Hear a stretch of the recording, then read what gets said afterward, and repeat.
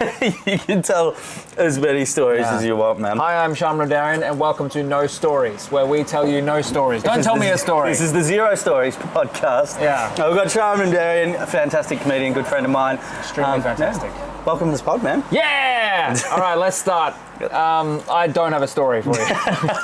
Good. No, so how many stories do you not have? I don't have any. You've seen my material. It's no good, mate. Okay, that's good. I love that self-faith you've got there. Cool. Absolutely. Makes it really easy to book it. But, so you run a whole bunch of events across Melbourne at Dirty Secrets. How did you get started in comedy, man? Okay, so long story short, I used to be a life and relationship coach. Oh boy, don't look it up. Look, I'll leave a link in the description. Yeah. And then what happened was, and I still do coach. I don't publicly advertise it. If I get clients, I get clients. If I don't, I don't. I'm completely fine with that. It's a part of me that'll never die. But long story short, I got into comedy because I used to think, there's two main reasons. I used to think when I made it big as a coach, I'd start stand-up comedy. Yeah. I was just looking at the camera. I don't know if they can.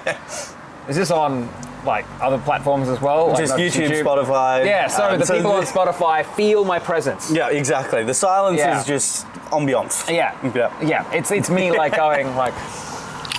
Yeah. Anyway, point is, it's going to turn into a fucking asthma. Yeah, ASMR. Yeah. So, I'm drinking wine. It reminds me. You seen those videos of that chicken? She's like Mercedes, and she's like, exactly. That, but alcoholism. Which is what we're all about. So I got into basically. So how did you start as like a life and relationship coach? Like, what was the progression? Oh, well, I figured it out, and this is why I stopped. Okay. I basically, from a young age, was trying to fix my parents, trying to make my dad a better person, and trying to make my mum connect. Right, and definitely a real good role for a child to have is fix your parents. Yeah. So, I mean, they're fine now. Yeah. They've accepted whatever they are, and I love that for them. But it was very much like a point where, one, I wanted to do stand-up when I made it big, and big is a relative phrase, but then COVID hit. Basically, I started to coach myself and realized I had a lot of basically depression, had to resolve that. And so did you do that through like reading literature and stuff? Or I did that through many years of constant meditation. Right. Yeah, to the point that the business started fading away. I really needed to be a lot of dumpster life coaches. The first rule is always be your own coach. Yeah. And so like do practice what you preach type shit. Yeah. And what ends up happening is when people be their own coach, a lot of them stop being life coaches. And I thought I was going to be the special one and not, but then turns out I realized I was just trying to make my dad a better person and also become a better man, sort of compensating for my dad. Yeah. And it was like, oh, fuck. Yeah. What am I doing with my life? Gotcha. So then, weirdly enough, as situations and stuff get to resolve, what happened was I ended up working with my dad during COVID at the Melbourne wholesale market. Pretty much just moving boxes of carrots. It was time for me to think. Yeah. It was like... And like a pretty repetitive thing that you can sort of, you know. My career as coaching, I'd pretty much stopped advertising at that point. Yeah. Or I hadn't figured out that I'd stopped advertising. Yeah. So you're sort of just like in like a bit of a limbo type thing. Yeah. You can see the content. Like the content I put out is the most half-assed piece of shit content I've ever done. It's like really tired, depressed Sharam resolving issues. Yeah. Like, it's really interesting. I'm almost at a point now where I feel like I need to almost scrap everything I have online. Right. And just like scrub your profile and then start a new kind of thing. But it makes me like $100 a year. But what happened?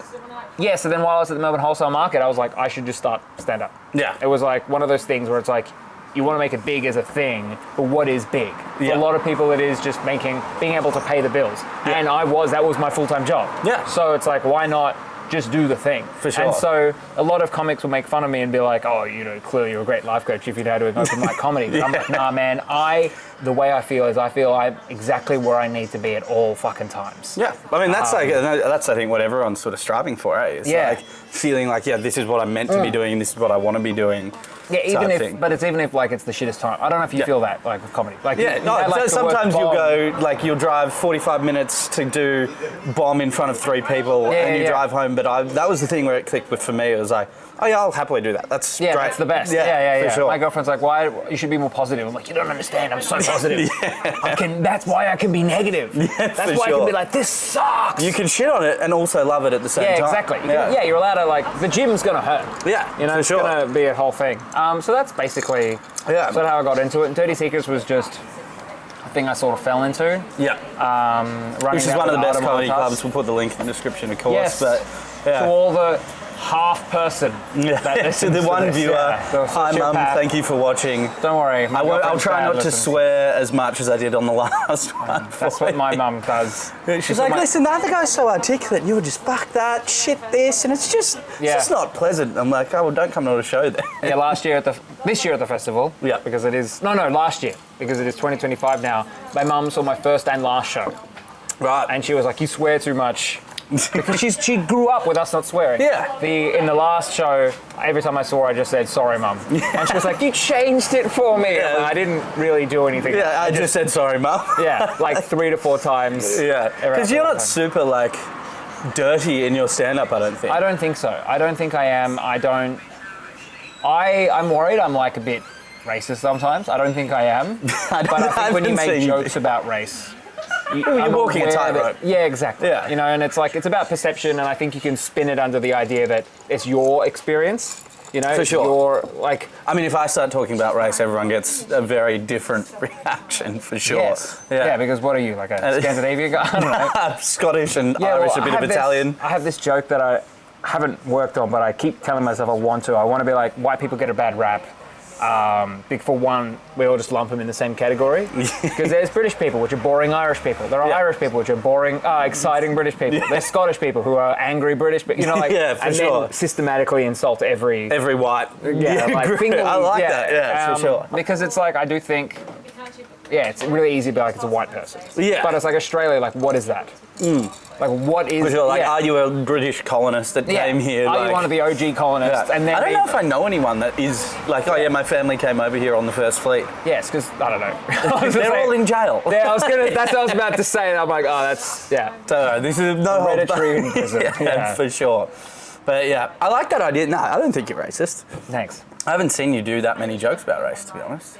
I think it's easy for me to do that sort of stuff, because it's like, I don't know about you, but I often have a rule where it's like, talk about what you know. Yeah. And then talk about what you know, and then talk about what your opinions are on stuff. Yeah, and so it's like, what I know is growing up being like, I call it safe brown. That's like the joke, you know what I mean? And it's like, growing up like this, I often didn't feel very connected with it. Like, I'm a half Indian, half Iranian, but my background is actually Zoroastrian. So I'm not really Indian or Iranian. There's elements of it. It's like very different to the it's traditional. It's a whole different thing, like my girlfriend and I last night, we watched the movie. It's a really good movie, Not Without My Daughter.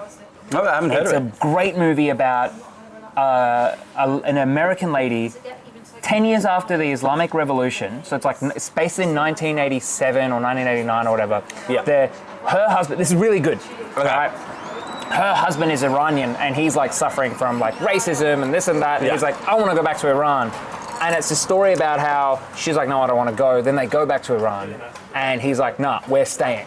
And because of the way society is structured, she can't leave without him or his consent, and he now refuses. He loves the power, he likes it, all that sort of stuff. That sounds like a bit of a intense... It's a very intense thing, but what's really interesting is that watching it again last night, I can finally understand all the abuse my dad would sling.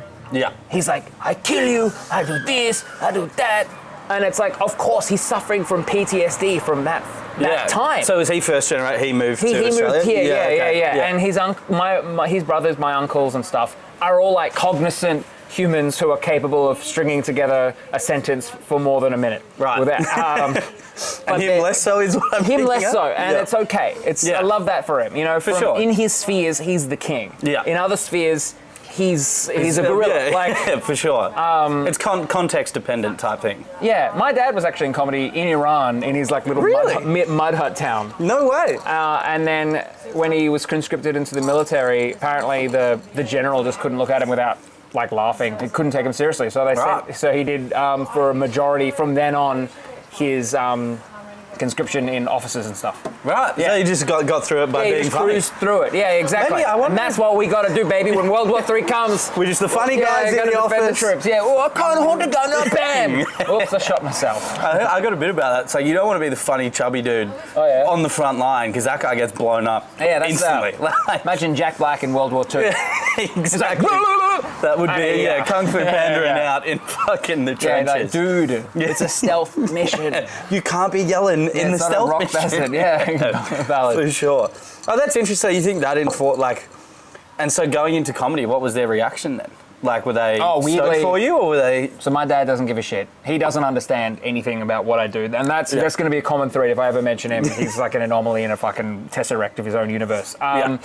My mum, on the other hand, was like, "This is for you." She always hated the coaching. Yeah. But ironically, she still does have a lovely nervous system reaction, which is don't try and make money from it. Yeah.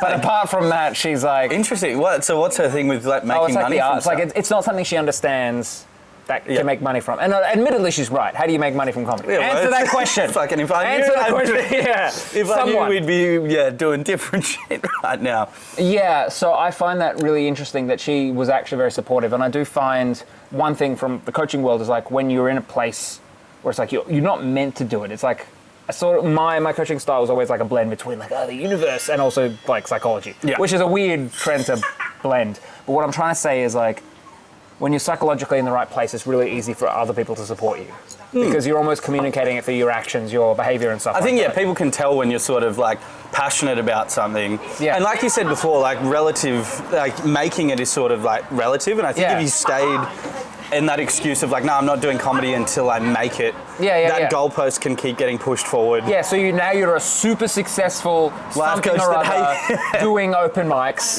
in your 40s. And you're like, I love that for that person. Oh, look, I know many 40-year-old open micers and fair play to them. But I feel lucky I'm not shitting on them.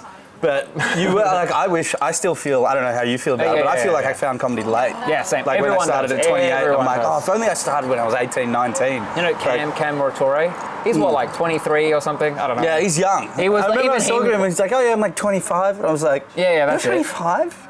And he was like, I wish I started when I was 15. Yeah, doing like, who was that famous person? Is it Sandler whose mum would like drive him at 15 to gigs? I think so. Or something like that. But also Chappelle started really late. All of the great. I mean, you know. Which means we won't be great. But we can be. I think Shane Gillis started when he was like 25. Yeah, so there you that's go. Sort of given me some sort of confidence. My goal is to be an old man comedian. Yeah. I weirdly never had that with coaching. I never imagined myself as an old person doing it. And like continuing to work.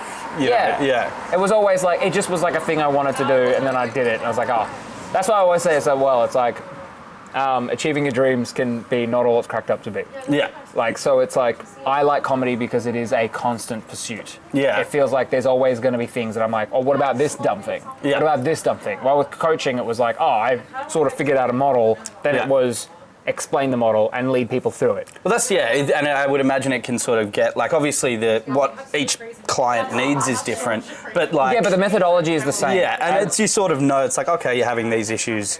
It's sort of a similar thing that you're repeating, whereas comedy, as you say, like, you can get up on stage and be like, these are my thoughts from today. Yeah. Like, what do you think? Coaching is one speech as well. Yep. You're realistically trying to bring everyone into alignment to have this one sort of understanding of whatever it is you're trying to teach. And then that will then, once people understand that, then there's like the nuance of how the basically the psychology technology applies to other areas. But with comedy, I find it's like you're doing 100 million new speeches. Yeah, do you know what I mean? It's like a new speech and it goes for 30 seconds or 5 seconds. And sometimes you do it once, you're like, I'm never doing that speech ever again. That speech sucks, and I wish I hadn't have thought of it. But it's like, I wrote down, like, again, like a good example. What was the dumbest thing? Keep talking, I'll find it. This is comedy in motion. Oh yeah, comedy, the dumbest thing ever. Again, like this is a good example. It goes, I'm a minimalist because I like to do things with the minimalist effort.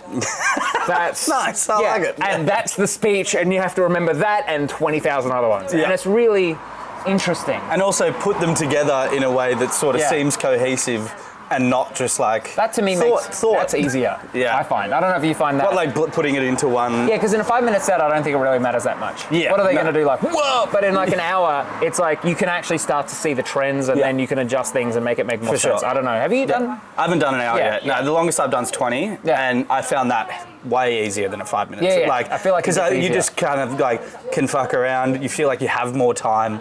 Yeah. Sort of go off book and explore a thought a little bit more. Whereas like. You do these 5s and then sometimes you're like, okay, shit, I got to do that tag because I thought of that today, and then you're just like trying to punch. Yeah, it's very fast. Yeah. Well, 5 minutes on stage to me feels like 30 seconds. Yeah, you weren't there, I think, for the Dirty Secrets Christmas party. No, I was away. Yeah. So I don't like to advertise it because then everyone will come, but it was like if people came and they said, hey, can I have a spot? We would say yes. For sure. And it was this Captain Insano show of everyone just doing 2 minutes, 2 minutes, 2 minutes, 2 minutes. That would have been like wild. Yeah, it was. So weirdly, the audience loved it. It was like, it was such a loose show. I went on halfway through and were like, hey, how you guys going? You guys need a break? They were like, no! And then it was like, oh, we had to end the show early because the bar had a live band and they needed the sound system. Yeah. And they were like, boo! They're like, this sucks, we want more color. Well, that's encouraging. But the 2 minutes was really interesting because no one had time to bomb.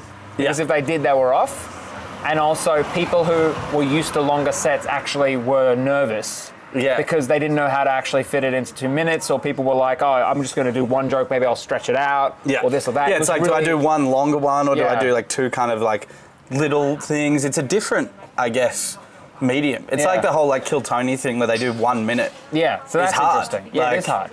Yeah. I guess, I don't know, I think crowds though are keen for something different, is what it's sort of seeming like, you know, with the show on Thursday that Meding Jock runs, you know, where there's music and stuff like that. I think different from the just 5 minute sets or 10 minute sets or whatever sort of gets them a bit more engaged. I mean, but Dirty, always the crowds are... Yeah, they're fun and weird. The crowd's more weird. The comedians versus the crowd. Who's weirder and also less fun. I have a thing where, I don't know if you relate to this in any way, and this was definitely like old coaching Sharam sort of whatever, but it was like I used to be really entertained by resolving my emotional problems or resolving the problems. That was my entertainment. Yeah. And it's like, so then you develop systems and stuff like that, and I get really good at resolving issues.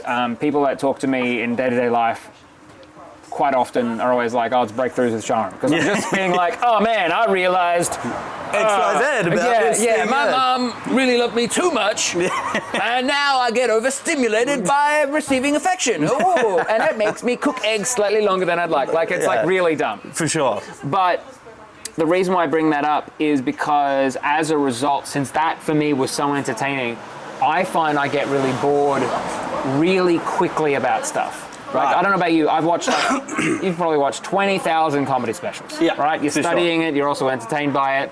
Now my brain is like a dude on a stage or a person on a stage, whatever, is to me making jokes, unless they're really fucking good, is to me is so fucking boring. Yeah. Well, I think it's as well. We're around it so much. Yeah, and that's good. It's all of us doing pretty similar material. Yeah. So it's like, how was your day? Oh, I'm bald.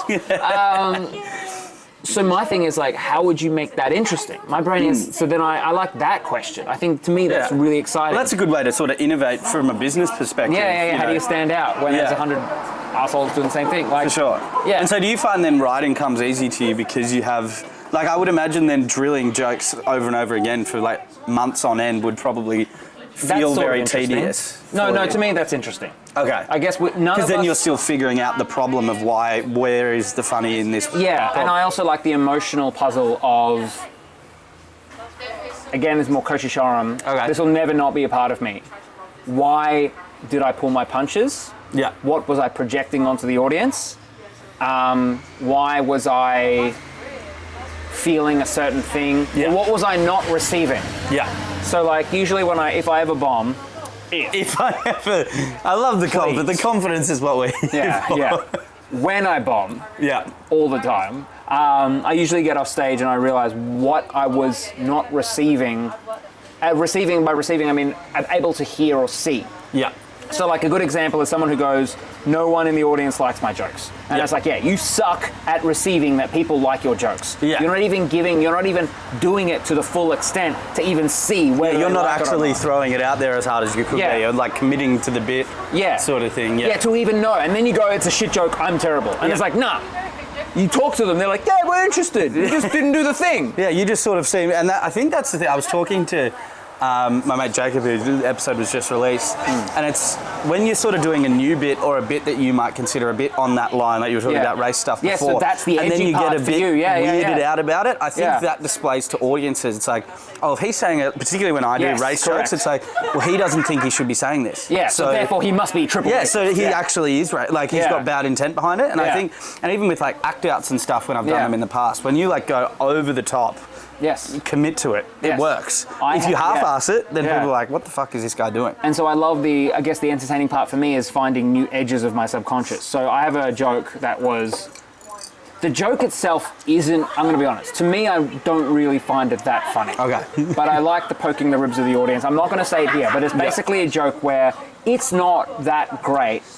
But then I point out the fact that my girlfriend and I like to put the word cat in front of things. Okay. And we think putting the word cat, like cat dinner time, is so much funnier than cat or regular dinner time. Okay, yeah. Or it's cuter or whatever. Yeah. So that the joke would be far better if I put the word cat in front of the nouns. And so then I do that, but then because of the logic loop where I go, oh, my girlfriend and I like to put the word cat in front of things. Yeah, and so you get stuck in this cat loop. And I've done it to a loop of 4 times. That's awesome. Where I get to the point where I go, now my edge is, oh, they feel like they get it, they're not enjoying it, because I can receive that people are enjoying my shit. Now it's like, are they enjoying it that much? Can I actually fucking juice them to get them to a point where it's insane? Yeah, and last night where I was like, hey, last night? Fuck, what day is it? Monday? It's Monday. Yeah, okay. Yeah, it was last night. I actually like cracked and I was like, are you guys enjoying it? Is this good? Yeah, and they were like, yes, we are. Well, my perception was that they actually weren't, that they were like, we get it, he's going to repeat cat. And they were like, no, we actually were waiting for you to get to like 10. Yeah, we were trying to see how far you'll go. And even Adam was like, dude, we want you to be like, cat, cat, cat. Cat, cat, cat, cat, cat. Cat, dinner. Like, really push it. Yeah, well, because then you're being silly with it as well and like embracing that, I think. Is that something that you've had to work on like throughout your comedy? Because how long have you been doing it now? 3 years now. Yeah. And so has that gotten easier over time for you to sort of embrace that like playful going that far? Well, that to me is the joke that makes the least sense. For sure. For me to do and also for whatever. But I'm very much inspired by really long form jokes. Yeah. Yeah, it's gotten easier. How long have you done comedy for? Yeah. Yeah. Okay. So it's gotten a lot easier than it. Yeah, will be. Yeah, it will always get easier. Well, that's the thing with it, and then trying to make it harder by doing. I like to try and make it hard by doing different rooms or like being more. One thing best advice I got was like you're trying to be the most you on stage that you can be. Yes. And that's sort of what we're all in pursuit of. I think. Without sounding like an artistic wanker. Yes, well, you are an artistic wanker. For sure. Yes. I wouldn't call myself artistic. I got those tests ages ago. Wanker. Anyway. Yeah. Yes. I did an online anyway. test. I am the bang on the center of the spectrum. According to this one internet test. Yeah. No, I think it's one of those things. No stories. No. It does get easier because. Have you met anyone who's just started comedy? Yeah, for sure. You're like, whoa, I'm so good. You don't. I think it's so hard to realize because you were talking about like receiving that people like your jokes. Yeah. I think every one of us, to a degree, was like, these jokes aren't that funny. I don't know what. Yes. Do you want me to sit in front of you so that my head gives you shade? No, I'm just going to reflect it back onto you. Perks of being bald. But I think it's, you get better at bit like. We all have the thing where you're like, I don't know why people laugh at these jokes. They're not funny. The self-doubt kind of side of things. So then... But then you see someone that's brand new and you're like, oh, I actually have progressed. But it's hard to quantify in real time. I like it when I see people who I'm like, oh, you don't even know that you're bad. Yeah. Because that was 100% me when I started. Did you think you were God's gift to comedy? No, I didn't think I was God's gift, but I always have the rules like the better I get, the shitter I realize I am. Yeah. Because when you put yourself into context, like you don't even know actually what people are doing. Yeah. If that makes sense. Like, yeah, you got no sort of, I guess, frame of reference for what a joke should be. Yeah, so when you see people online, they're making you laugh and you're like, haha, so funny, but you don't actually know what they're really, realistically what they're doing, and it does take time to like see the, I don't know, the grain. Yeah, like actually understanding like the inside baseball kind of behind the scenes of what, and I think it makes me feel good when you're watching, especially like, I know where they're going with this. They're going to do so. Yeah, when you can predict the jokes, or you go, oh, that's not what I would have said. You're like, oh, okay. And you do see that on open mics when someone who's new, there's no shade on them, but they'll start off a premise, you're like, I know exactly where you're going with. Like, and we've all done this, but it's a phase you sort of go through, I think. Yeah, I think it's good to go through that sort of stuff. It's like, you start off, people do sex jokes, they talk about their dick a lot, and they're like, say, more edgy, dark stuff, because they think that's what will get the laugh. And then you sort of progress from there. At least that was my experience. I didn't think I was that good though when I started. I don't even remember what I first started with. I don't even remember. Life coach material? Because have you done many bits about being a life coach? My first festival show was like a weird emotionally transitioner. Was that third generation alien? No, that was before that. It was called Horny and Depressed. Horny and Depressed. Great title. Basically, Horny and Depressed was a show that everyone was like, you're not ready for it. And I was ready after I did it for 2 weeks. Yeah. It was basically, I'm going to say, 15 to 20 minutes of stand-up, and then the rest of it was a story that I tried to make funny, which was my journey from becoming, turning into a life coach, becoming into a stand-up. Yeah. And I had costumes where I like dressed up as various forms of my past self, because I went by many different names, weirdly enough. Did you? Yeah, like Shaz and Harvey Hook was a real... Harvey Hook? Yes, let's not talk about that. What's your alter ego in for Halloween? Oh, Bonesy. Bonesy is not actually a Halloween thing. It just happens to be, for people that don't know, hello people that don't know, it's where I dress in a skin-tight suit and puppet a skeleton. That's the entire premise. Yeah. It's never been, this is a Halloween thing. It's just part of the show. The mortality of skeletons and the death of life and the fact that I think skeletons look sort of funny. Yeah. They're always like, oh, I'm so surprised. And also the fact, I found that so funny that I thought the idea that I'm puppeting someone, I'm puppeting a skeleton, and the thing is, a lot of people don't know, and I try and act it out. The suit is a sensory deprivation suit. Right. I can't see. I was going to say, because I've seen it. I'll insert a picture of Bonesy. Yeah, please do. For the arousal mechanism to engage. Absolutely. This is going to get you plenty of DMs. The best thing is when I lost weight last year and I put it on, and it was like, oh, the suit fucking fits. Before it was like... Skin tight. It was just like, oh. I've squeezed into a onesie for a few costume parties that I had from 5 years ago, and it's like, this is not doing me any favours. Yeah. I felt like I was out of shape Spider-Man, but out of shape Bonesy. And then I went to Comedy Republic party in my old Spider-Man onesie, and it was like, I'm actually Spider-Man now. Like I actually fit the role. I'm desperately trying to be... Not Spider-Man's overweight cousin. Spider-Man, regular man. This is regular man doing cosplay. I'm Joe Parker. For sure. Because his last name was Parker. Yeah, very nice. I can't remember. So this is your third hour coming up to the Comedy Festival. Yes. Yep. So what's this one titled again? This one is called From Brunswick with Love. And the original premise, I'm closing my eyes because of the brightness, but I'm also internalizing. Do you want some sunnies? Yes, actually. Yes, that would be fantastic. We're very sharing focused on the main I now have lice. I'm bold for everyone that didn't get that. From Brunswick with Love, the original concept was I was trying to be a rant-raving man about modern living. Yeah. Like, I don't know, I hate movies and this and that. And the idea was originally meant to be this idea that modern entertainment is almost failing us. Yeah. And that ultimately the best way to entertain yourself is to be the creator of art. Yeah, that is I like the premise. Really entertaining. And what it's resulted in, actually going to come out, is a 35-year-old man dealing with the fact he's going to die someday. Okay. Through and desperately trying to make a stand-up career. That's what it has manifested as. So it's morphed into...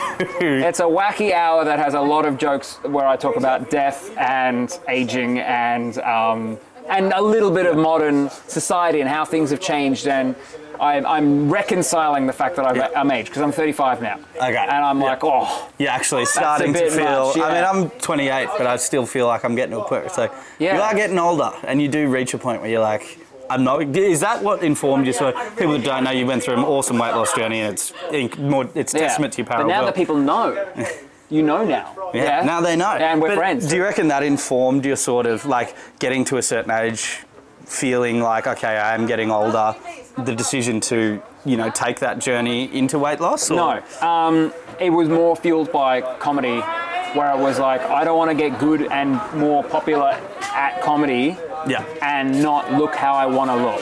Yeah. To me, that was realistically the major thing. Yeah. I don't know how good the area of effect was. I'm assuming it'll just be out. Whatever. We're going to rock and roll through it. Whatever, who cares? Yeah.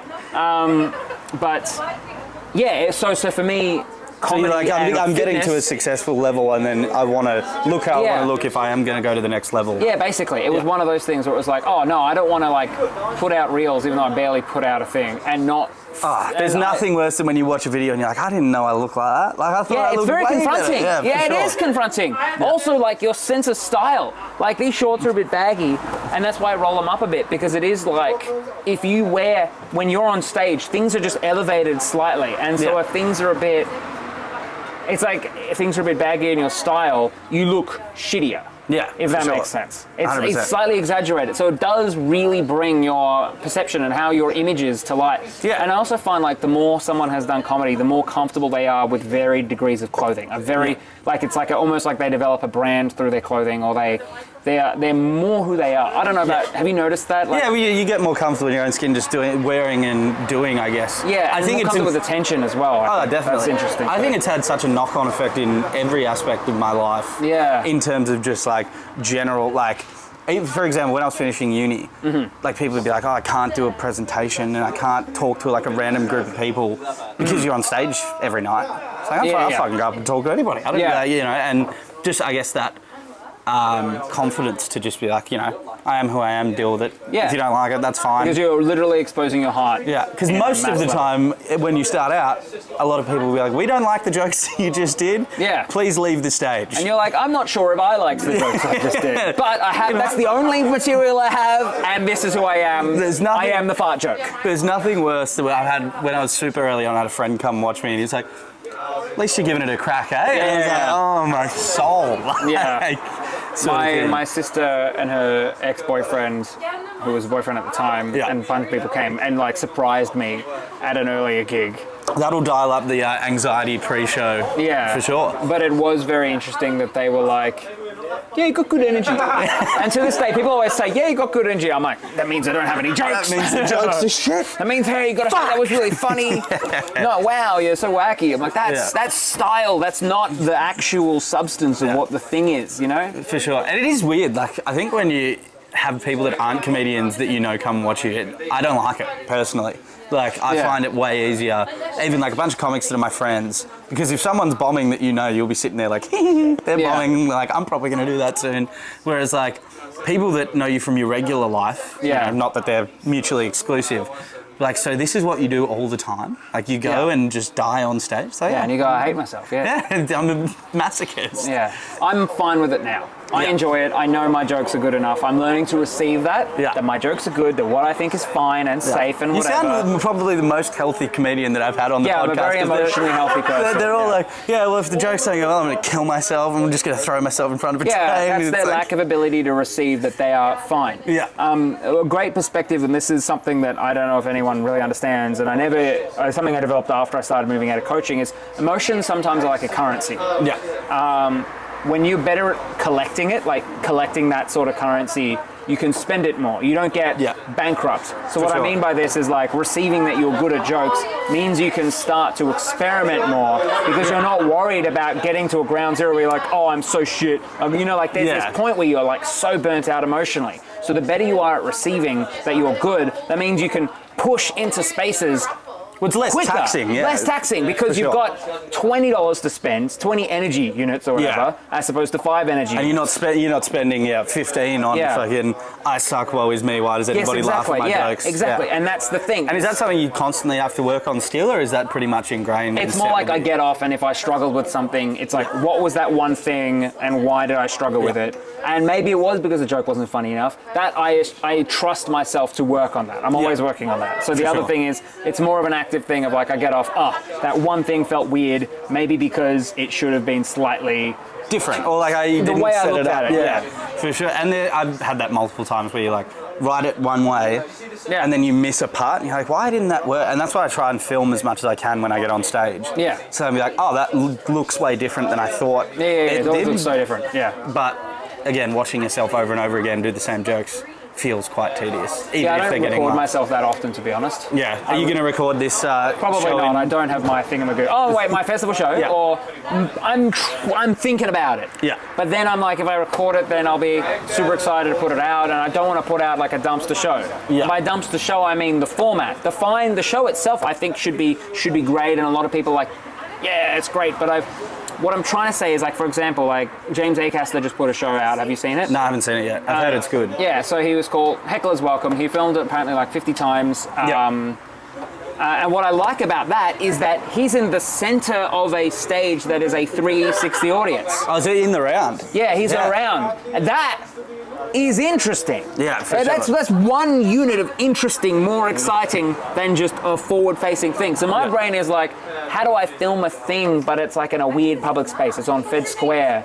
Or yeah, like comedy busking kind of thing. Yeah, or like, it cuts to 5 different locations. Yeah. And it's all different things. So it's like, it's interesting, it's visual, it's exciting. And then also the joke's got to be good. Yeah, for sure. It's like, talking about that point of difference, like before, it's like, okay, well, how can I make this? Because you do run the risk if you like put out an hour or even half an hour. There's so much stand-up on the internet There's so much now, and it's important for it to be the case. Yeah. Do you know what I mean? Like, it is important, like, because it's like you put something on YouTube, everyone can see it. You put it on Amazon, only Amazon people can see it. So either Amazon's going to pay you a lot of money to do that, or you can put it on YouTube and be like, ooh. Yeah, like now I have more fans and I can sell more tickets kind of thing. Yeah, exactly. And so now I think with the prevalence of like a few people putting their big people, like, Shane Gillis put his, and there's obviously like people who've done it beforehand, but the more it gets more popular, the more it will be saturated. Yeah. And then the medium, because everything online is a perpetual,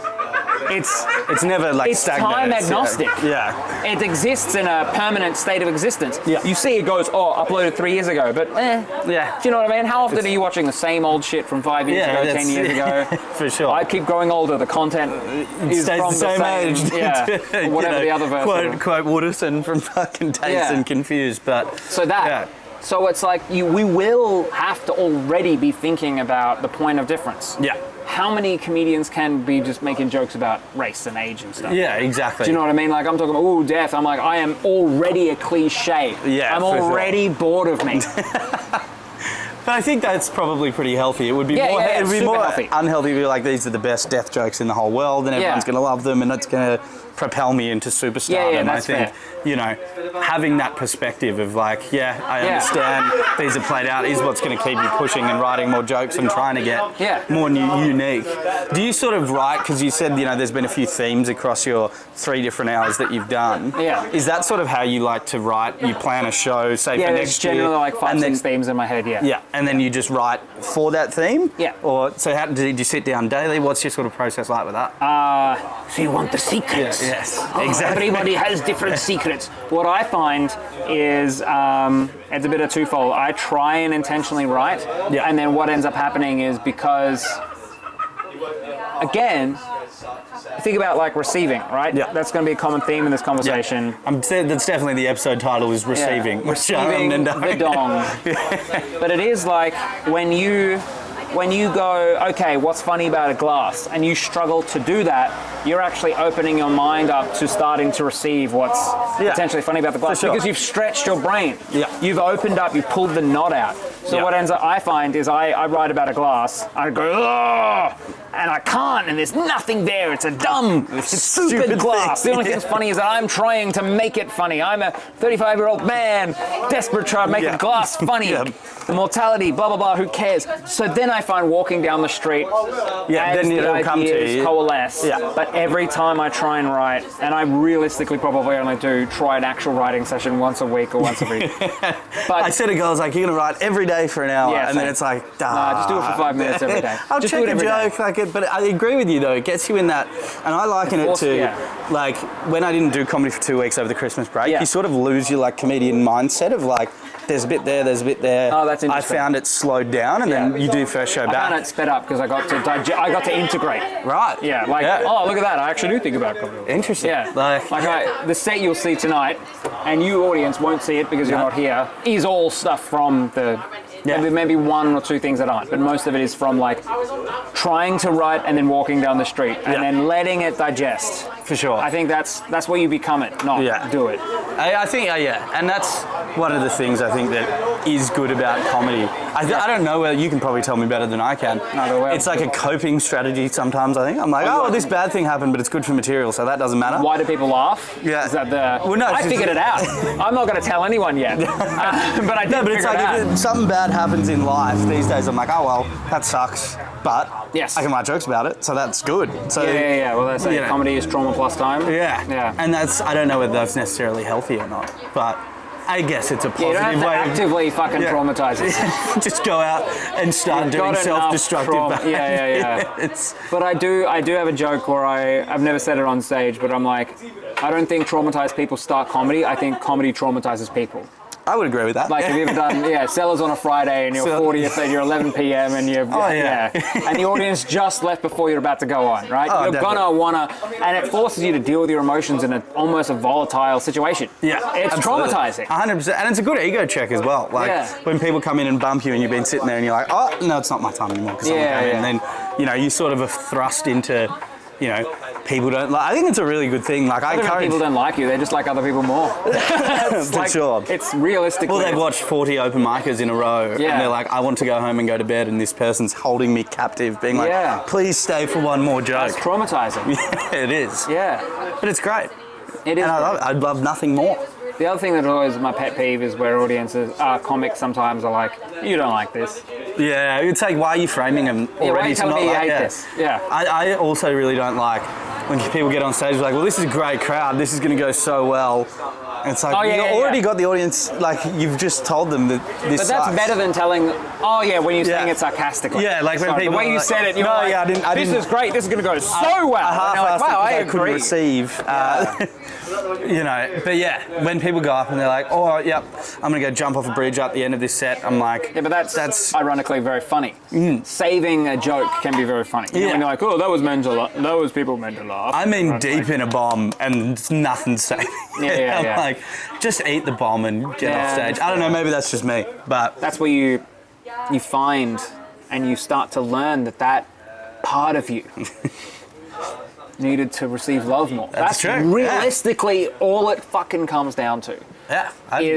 You think you're bombing, but it's only because an aspect of you is trying to speak and it's never spoken before. For sure. And it feels unsafe. That is, when you look at it enough, it's all it is that. And when you realize all it is just a part of you that is learning to receive love for the very fucking first time, and then you can cultivate that where you go, okay, well, how would I receive love that? Maybe I already have from a childhood, from my grandmother, who cares? You get better at receiving it, then you go on stage, and again, the currency, right? So you'd be like, hey, my dick's so long. And everyone's doesn't apply to me, but go on. There you go. Because you have an average sized penis and you've accepted that. Exactly. The quantity of, like you're not like running low on the energy because you're wasting it on I've accepted it. Yes, exactly. That's it. And so that's the part. It's the parts of you that are speaking that have never spoke, and it hurts. For sure. And I think that gets better as we said over time. Yes, correct, because they start to speak. Yeah, and it's so funny. Initially, I was like, I bombed so hard this one show. I remember it very clearly. Yeah. And then I filmed it and I checked back and everyone was laughing. It's like, you didn't bomb. Why are you in your head? You did well. Or you think you bomb and people are like, that was really good. And you're like, oh. Yeah. What you're like, you're lying. Why are they lying to me? When I feel like I've done a shit job, I don't think I do it as much anymore, but I used to run away and hide. Yeah. So I never gave people a chance to give me feedback at all. Like if it was good or bad, I was just in my own like self-actualizing. Yeah, just like, okay, I'm going home. Like I need to just breathe from that set. In the room, I'd be in the corner just brooding over pain. Yeah, for sure. And it's like, people are like, yeah, that was good. It's like, I didn't even let them speak. Yeah, you're like, I don't want to hear it. Because I was trying to actualize the pain. Yeah. Yeah, it's a weird thing, you know, getting used to accept, you know, people actually complimenting you and stuff. Yes. Because I think as blokes, you don't really get that. You know, coaching, like athletic prowess, and that's about it. Yeah. Like, I have a joke I was also trying to work on that was like, throughout all of history, I understand the difference between men and women. Men and women like women, but only women like men.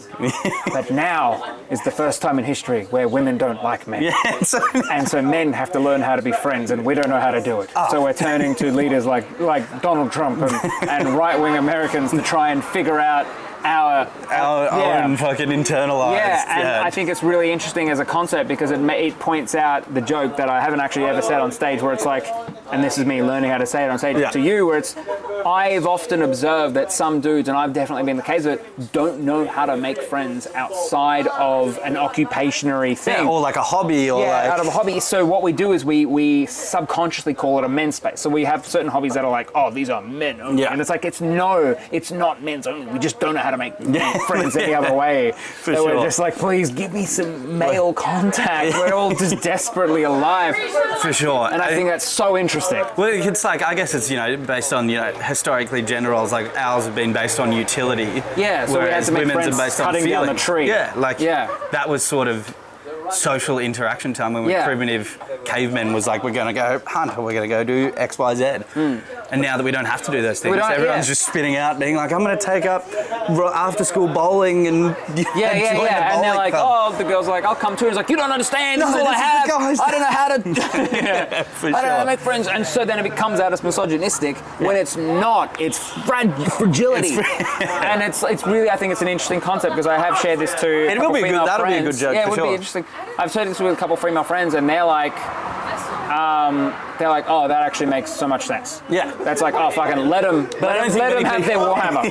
I mean, that's intrinsically not a male space, but some dudes love it. Yeah, and they're also like, they gatekeep it. Yeah, because they don't know how to make. For sure. Me, one of them. You should see my Warhammer collection. Massive. It is very impressive. I'm resisting the urge to get into it because my little brother's into it, and he's like, it'll ruin your life. Yeah, it will.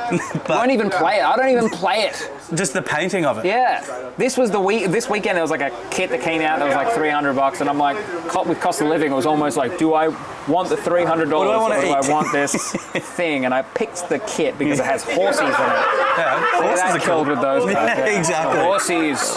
How long have we been running? I don't know, man. 48 minutes. Stop and start it. 7:20. Oh, you probably need to get ready for the show. Yeah, possibly. Are you on? No. I'm not on today. I'm just going to hang for a little bit. Yeah, just hang. But yeah, well, thank you for coming. Any plugs that you want to do? It's my comedy festival show. It is called From Brunswick with Love, where I come to you from Brunswick with love. If you like local comedy, I'm the most local. Yeah. But I also am international, maybe. Who knows? I don't know. It's all a journey. We'll put it all in the description. Also, thank you for watching. Thank you for coming. Oh yeah, thank you for having me at the No Stories podcast, where we tell you no stories. Zero stories. Cool. Goodbye. See you, bro. Mwah.